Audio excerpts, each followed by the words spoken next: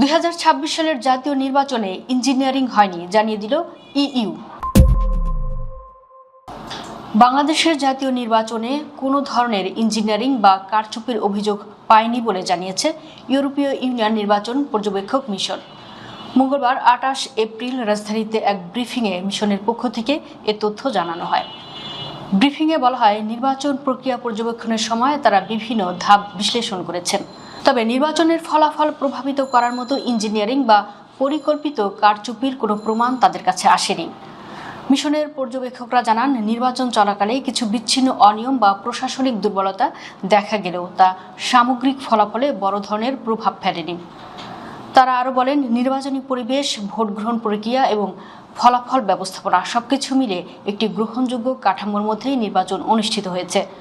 তবে ভবিষ্যতে নির্বাচন আরও স্বচ্ছ ও অংশগ্রহণমূলক করতে কিছু সুপারিশও দিয়েছে ইইউ নির্বাচন মিশন। এর মধ্যে রয়েছে নির্বাচনী ব্যবস্থাপনা শক্তিশালী করা, প্রশাসনিক নিরপেক্ষতা নিশ্চিত করা এবং সব দলের জন্য সমান সুযোগ তৈরি করা।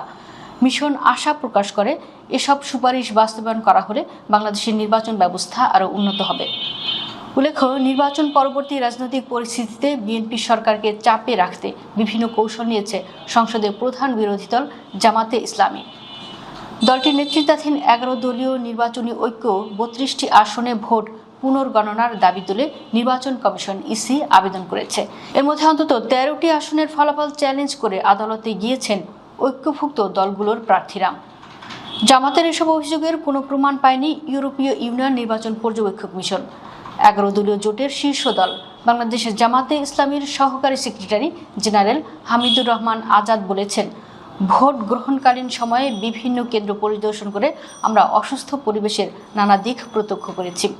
32টি আসন চিহ্নিত করেছি যেখানে অল্প ভোটের ব্যবধানে আমাদের হারানো হয়েছে বলে অভিযোগ। এসব আসনে পুনর্গণনার দাবি জানিয়েছি। ইঞ্জিনিয়ারিং হলে তার দায় নির্বাচন কমিশনকেই নিতে হবে বলেও জানান তিনি। রবিবার 15 ফেব্রুয়ারি রাজধানীর আগারগাঁওয়ের নির্বাচন ভবনে নির্বাচন কমিশনের 4 কমিশনার ও সিনিয়র সচিবের সাথে 11 দলীয় ঐক্যের বৈঠক শেষে তিনি এসব কথা বলেন। হামিদুর রহমান আজাদ বলেন, ভোট গ্রহণকালীন সময় বিভিন্ন কেন্দ্র পরিদর্শন করে আমরা অসুস্থ পরিবেশের নানা দিক প্রত্যক্ষ করেছি।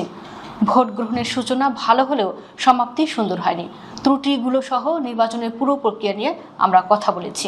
বিশেষ করে 32টি আসন চিহ্নিত করেছি যেখানে অল্প ভোটের ব্যবধানে আমাদের হারানো হয়েছে বলে অভিযোগ। এসব আসনে পুনর্গণনার দাবি জানিয়েছি। ভোট ইঞ্জিনিয়ারিং এর অভিযোগ তুলে তিনি বলেন, সংস্কার প্রশ্নে বলি, নির্বাচন কমিশন চেষ্টা করেছে, এটা আমরা শুনেছি ও বিশ্বাস করতে চাই। তবে ভোট গ্রহণ সুষ্ঠু হলেও ফলাফল ঘোষণা যদি স্বচ্ছ না হয় সেখানে দায় এড়ানো যায় না। ইঞ্জিনিয়ারিং হলে তার দায় নির্বাচন কমিশনকেও নিতে হবে। তবে জামাতের এসব অভিযোগের কোনো প্রমাণ পায়নি ইউরোপীয় ইউনিয়ন নির্বাচন পর্যবেক্ষক মিশন।